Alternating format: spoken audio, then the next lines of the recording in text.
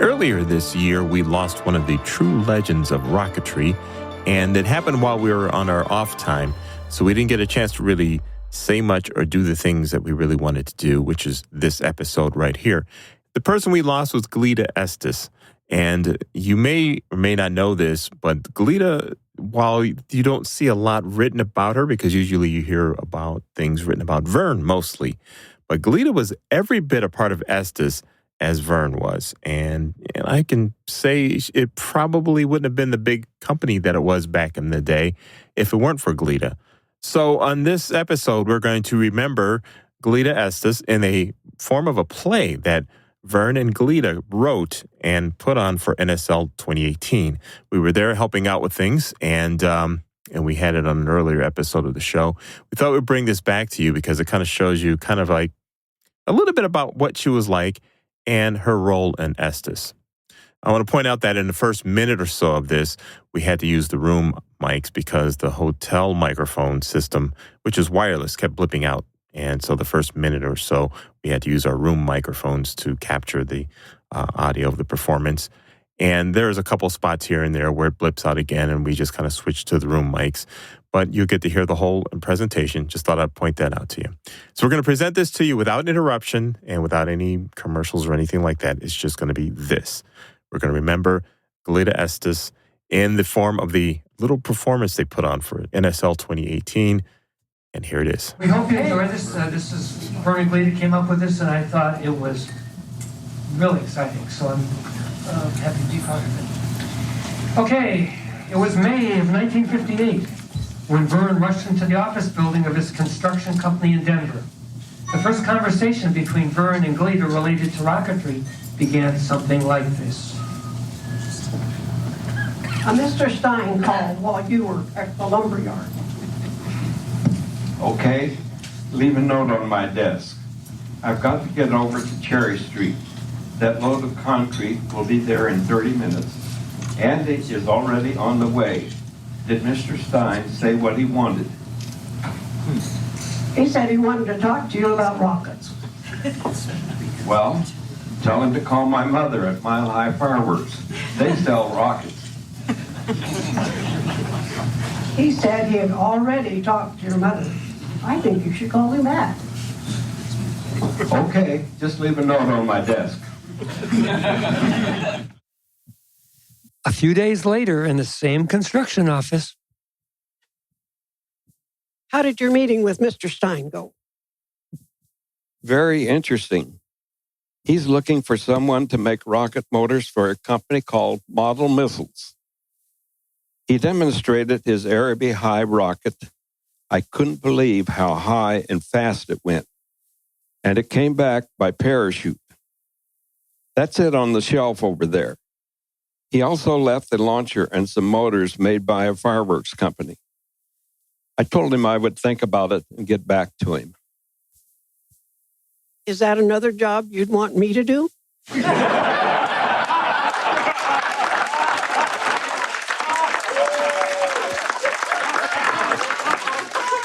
No, it's not like the fireworks we've been making for Mile High. He says Model Missiles will need 5,000 motors a day. I don't think you could do that. Then how would you do it? I don't know. Harry gave me a 3-page description he and his friend Orville Carlisle wrote. It's all about how Carlisle used black powder to make rocket motors on his workbench. We couldn't do it that way. I'll have to think about it for a while. To find out if Carlisle's hand-tamping method of making motors could be done using a hydraulic-powered ram system, Vern built a manually operated test press. The press consisted of an electric-powered hydraulic pump, 2 hydraulic cylinders, a switching valve, a pressure regulator and gauge, a nozzle-forming die, and so forth. Tests included various nozzles and shapes and sizes, pressure required for compaction, best black powder grain size, and so forth. Knowledge gains from these tests were crucial if an automated production process was to be considered. Several weeks later, at the construction office, I heard some motors being tested this morning, but I didn't hear any explosions. You must be making progress. Think I found the secret. I left some black powder outside in a small open box last night. I used it this morning and they all worked.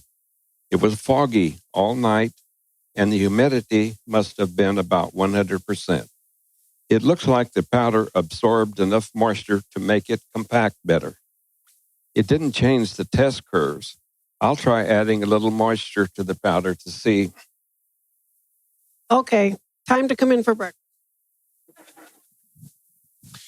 In July 1958, Vern paid a visit to Harry Stein at the office of Model Missiles on California Street in downtown Denver.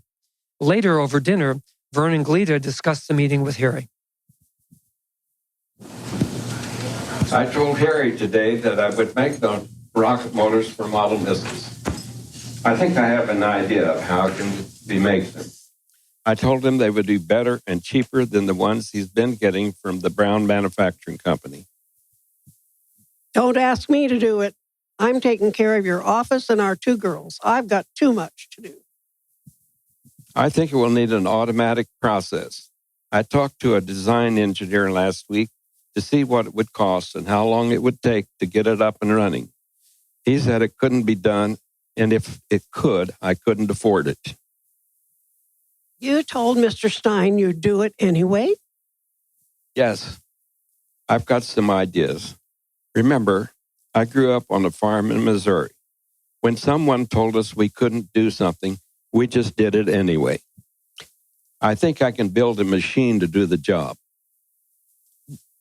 Where will you get the money? That's a good question. We could sell our house and move back into a trailer. No, absolutely not.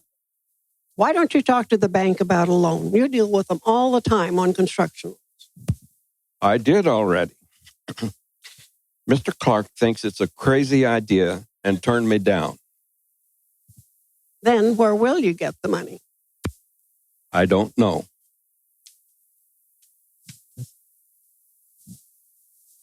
A few days later, an excited Vern parks his pickup in the driveway, rushes into the office, and asks Gleda to come out to see what was loaded in the back of his truck. What is all that stuff?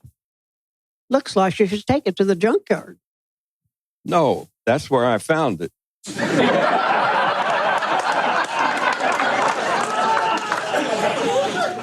See those 4-inch rusty pipes and 1/2-inch thick pieces of steel plate?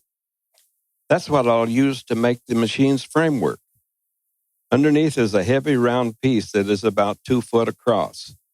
That can be used to make a rotating table, and Rudy told me he has an old truck axle and wheel bearings I can use to mount the table.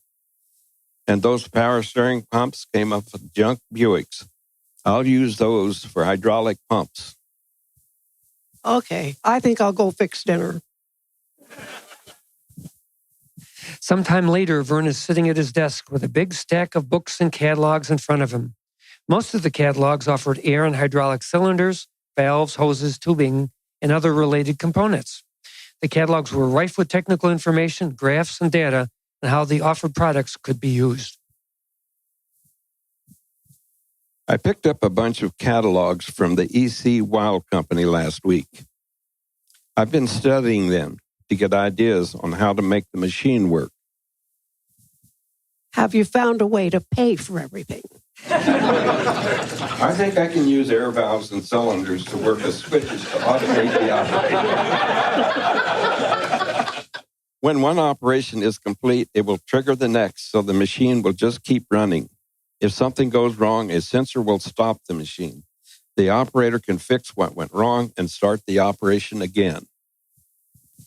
That sounds good, but you still have to pay for it. We've already used all of the extra money we made during the fireworks season. Can you borrow some money from your dad? Okay, I'll talk to him. He'll probably be able to help for a short-term basis. We've helped each other in the past when cash was short. I'll walk over and talk with him tonight. Then we can discuss it tomorrow.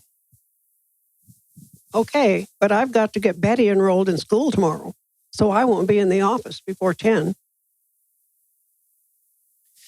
Vern's workshop was a sheet metal shed with an open side facing south.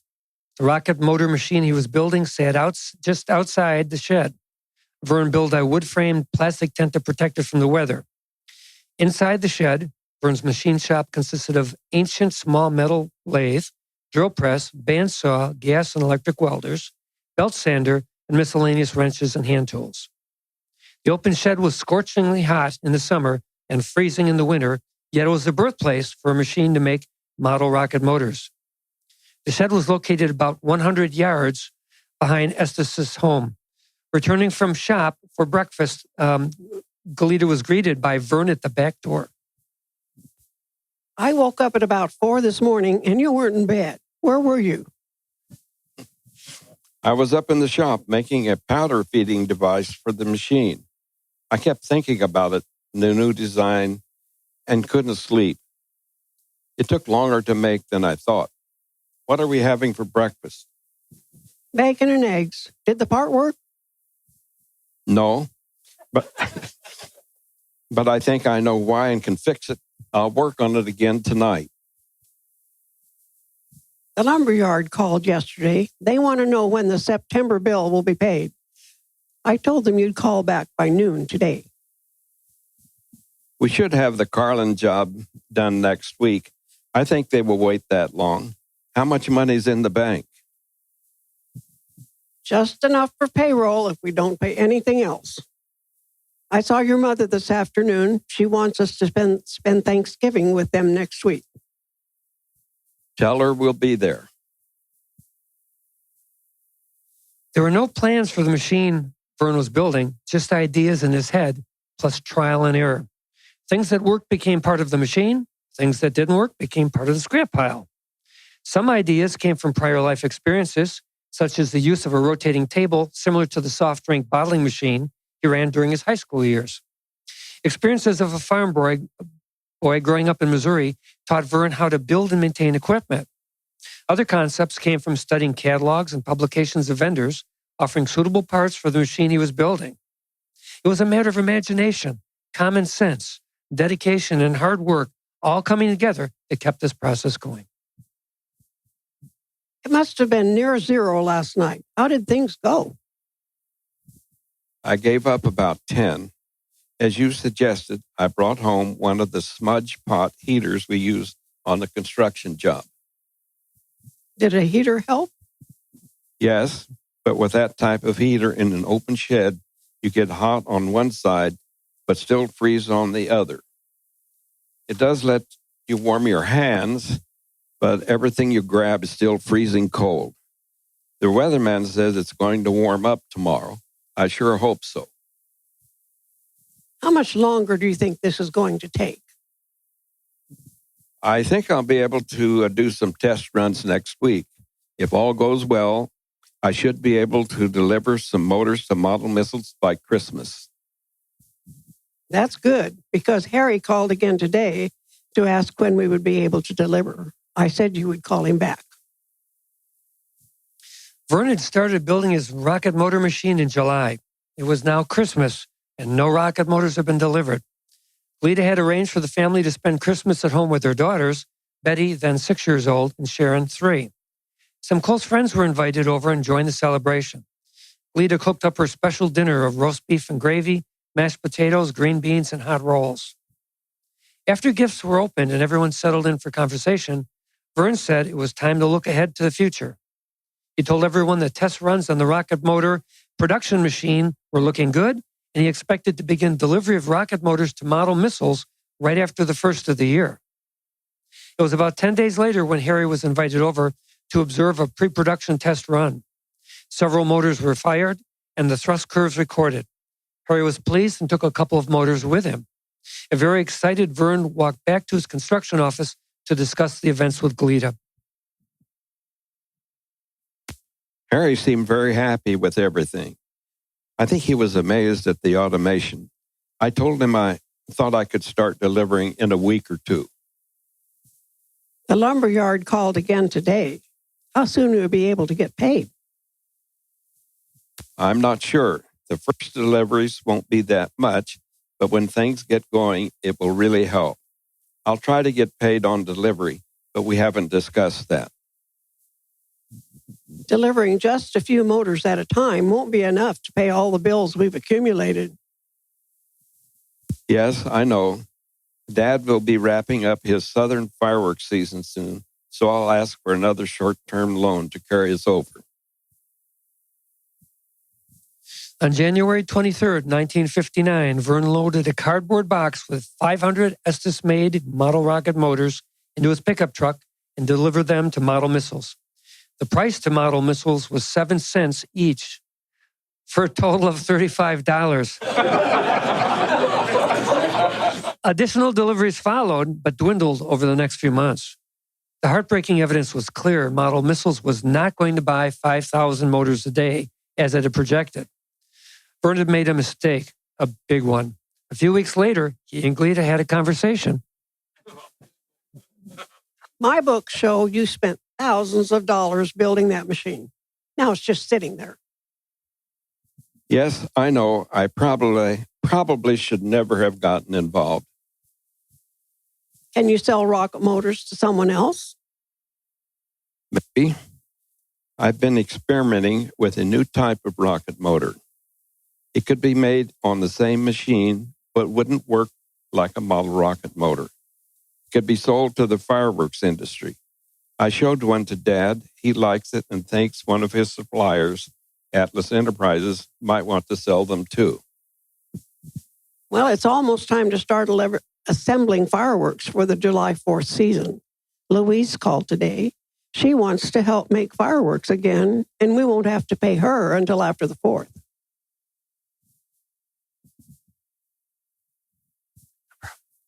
During the development phase, Vern was the sole operator of his motor machine and had pretty much learned how to deal with the machine's temperamental nature. After completion, Gleda was occasionally drafted for the job. A neighbor by the name of Rudy Strong was also a part-time operator. One day, Rudy came storming into Vern's office saying, "I quit. That machine is more stubborn than a lady I used to know named Mabel." A short time later, in Vern's office, Rudy calmed down after I showed him the problem. He said he'd stay on for a while. I hope so. I never want to run it again. Rudy is right about how stubborn that machine is. Why don't you just name your machine Mabel? the 1959 fireworks season turned out to be quite profitable. Vern and Gleda ran a huge retail outlet in addition to the fireworks manufacturing operation. Model Missiles also continued to buy rocket motors, but at a much lower than expected rate. In mid-July, NERM 1 was held at the Hogback Rocket Range near Denver. Vern helped with range setup, flew a couple of rockets, and provided new types of rocket motors for some very excited young rocketeers. A permanent home for Mabel was constructed back of the Estes residence, which was located about 200 feet from Vern's construction office and shop. Mabel's move into her new home took place in September. A new employee by the name of Jim Burns was hired in early October to run Mabel. Then, on October 15th, 1959, the unthinkable happened. A loud explosion sent Vern and Gleda running out of the office, only to encounter a man running and screaming in pain with clothes on fire and severe burns. Water was used to extinguish the fire, and an ambulance was called to transport Jim to Denver General Hospital. The burns over a large part of his body were so severe, doctors didn't know whether he was going to live or die. A couple weeks had passed following the explosion. Vern came in early from a construction job. His conversation with Gleda went something like this. I stopped by the hospital on the way home. Jim is doing better, but he's still not out of the woods. Did the doctor say how much longer he'll be there? No, just that burns take a long time to heal. He said Jim would have permanent scars and some disability. Deciding what to do after Mabel almost killed its operator was not easy. Sleepless nights, hospital visits, financial problems made for a very stressful time. Vern was seriously considering getting out of the rocket business. But then one day, Did you read the article in the paper this morning about the boy who was killed making a homemade rocket? Yes, and his friend was seriously injured. That's why kids need safe, pre-made rocket motors. I've seen a lot of other articles like that recently. Have you decided to rebuild Mabel? I've been giving it some thought. It has to be safe to operate. I'm thinking of putting the controls on the outside of the building. That way, no one would be working inside if something went wrong. But what if Model Missiles goes bankrupt? Who would you sell motors to? That's a good question. I found out Harry is no longer with Model Missiles. He told me he left because of a disagreement on marketing. What else did he tell you? He said sales through the hobby market channels weren't working. Too many problems with uncertain laws and things. Harry wanted to try mail order, but the other owners wouldn't agree. Vern began to ponder the situation. Young people all over America were trying to find a way to build their own rockets. Classified ads were offering the chemicals and other supplies for kids to build their own rockets. If they were buying chemicals by mail, why not rocket motors? With a new outlook, Vern began the time-consuming process of rebuilding Mabel. Finally, with new controls outside of the building, Mabel was ready to get back to work. The first Estes mail order ad appeared in the May 1960 issue of Popular Mechanics. The ad offered rocket plans plus 2 motors for $1. It was a new beginning. For the first time, rocket motors and products with the Estes brand name were being offered to the general public. One evening over dinner, We got an order today from the Popular Mechanics ad. Well, at least someone read the ad. Yes, it was from a 10-year-old. He said he had to mow 3 lawns to get the $1 he sent. And he said we'd better not cheat him.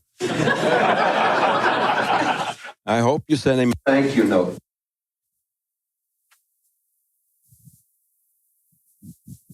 orders continued to come in for Gleda to process. With the busy construction season ahead, Vern decided to hire a new Mabel operator. John Schutz began to work for Vern in the spring of 1960. He had a moderate amount of experience in pyrotechnics and was an avid airplane modeler. Mabel was rebuilt, and John was the new operator. John knew the rules. Turn Mabel on and off from outside the building and don't go inside while operating. But rules are not always followed. And when John stepped into the building to check the production counter, Mabel blew again. John's injuries were serious but not life-threatening. Vern and Gleda were heartbroken and discouraged, and the second accident was the subject of serious conversation. What do you think went wrong? I thought you said your redesign would keep the operator from being injured. It would have, except John broke the rules. He kept repeating over and over that he'd only stepped in to check the counter. I can't let this happen again. I've got to find a better way. Mrs. Duran, our neighbor, told the police the explosion knocked her daughter across the room. Well, I doubt that actually happened. But this points to another problem. I don't mind having Mabel in our backyard, but I don't think our neighbors feel the same. Vern came up with a new design for his Mabel rebuild. It would no longer require the operator to stay outside the building. Instead, the black powder would be contained in such a way that any explosion would be vented above the roof through heavy steel pipes.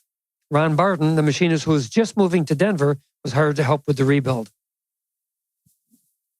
Ron's wife, Dixie, dropped by the office today. She said they were about through moving into the upstairs apartment at your folks' house. Yes, that is part of the deal. I'll pay Ron a low wage, but give him a place to live. He'll also earn stock in the company. I mimeographed some notes to tell the customers their order would be delayed because of the accident. I'll send them out and hope they understand. Our neighbor saw us working on Mabel today. She gave us a really nasty look. I think we should think about moving.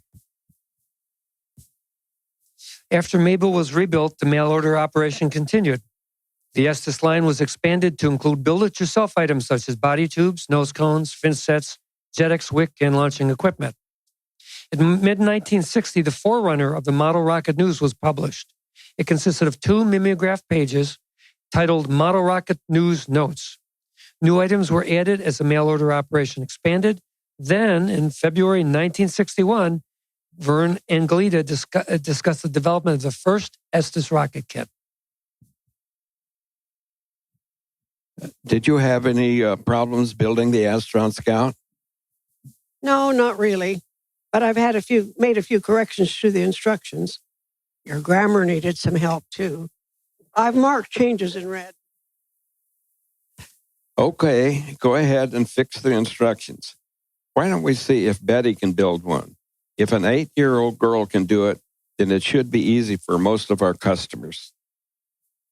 I'll have her come see you as soon as she gets home from school. Vern and Gleda looked at several properties where the company might move, but none were suitable. Then John Schutz suggested they look into the Canyon City area. During a weekend visit, they were shown a small farmhouse near Penrose. Contract was signed subject to financial approval and other conditions. The decision to move to Penrose prompted a multitude of activities. The construction business was sold to an employee. During the next few months, Vern spent most of his time in Penrose constructing essential buildings. Included was a wood shop to make the nose cones and other wood products, a machine shop to continue development of manufacturing equipment, a warehouse for product storage, and a special house for Mabel. An already existing building was ready to serve as an interim office, kit assembly, and mail processing facility. While Vern was preparing the new site, Gleda continued working in Denver to process orders for the customers. The now rare sewing machine stitch catalog 261 was produced. In May, the Estes' third child, Linda, was born. Ron Barton decided he did not want to move to Penrose. Gleda made an offer to buy the stock he had earned in Estes Industries, which turned out to be the best investment she ever made. During July, Mabel was shut down, hoisted onto one of Vern's construction trucks, and headed south to Penrose. Then, on August 1st, 1961, the official move to Penrose was completed.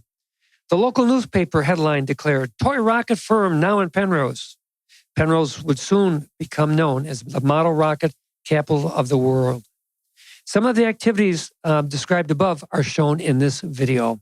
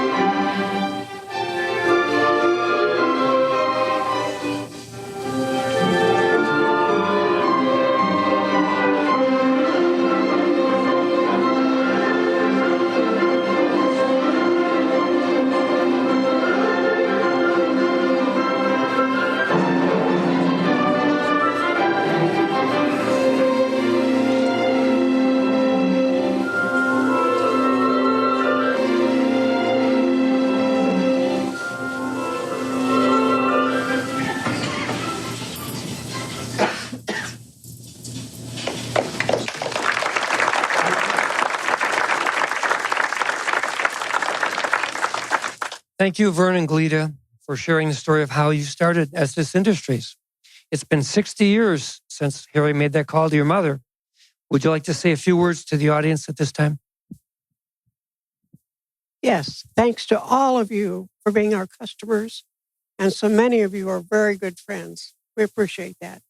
You've meant so much to us over the years.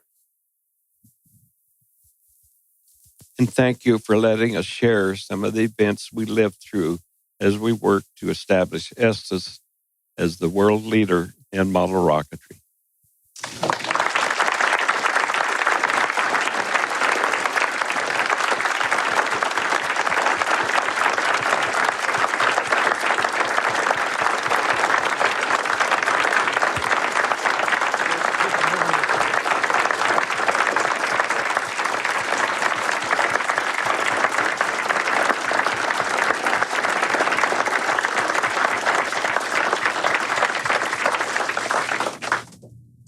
It's been a great ride.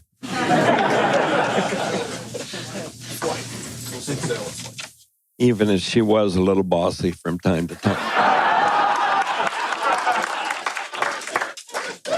Happy wife, happy life.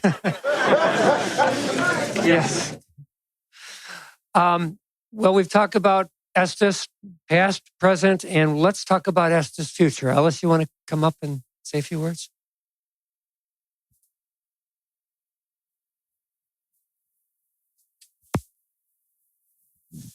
So thanks again to Vern and Gleda, both for having the foresight and, I guess in Gleda's case, the forbearance to start this and enable all of us here. I mean, obviously, all of us here have been greatly affected. Our lives have been, I mean, certainly, well, I think everyone here their life has been changed by the hobby of model rocketry.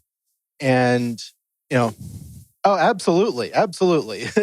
There's no question that, you know, I mean, this gathering wouldn't be possible without the two of you and all of the other people that have worked for so many years to keep both the hobby and the company of Estes going. And so, as I'm sure most of you know, I my family purchased Estes Rockets and out of that the immediately previous owners went bankrupt for a variety of reasons. And if you're interested, there's many hundreds of legalese pages on the bankruptcy court website. I recommend not reading them, but if you're interested, you're welcome to.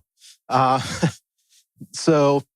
anyway, so we purchased it at the bankruptcy auction, and we will be running it going forward. So I'm moving to Penrose.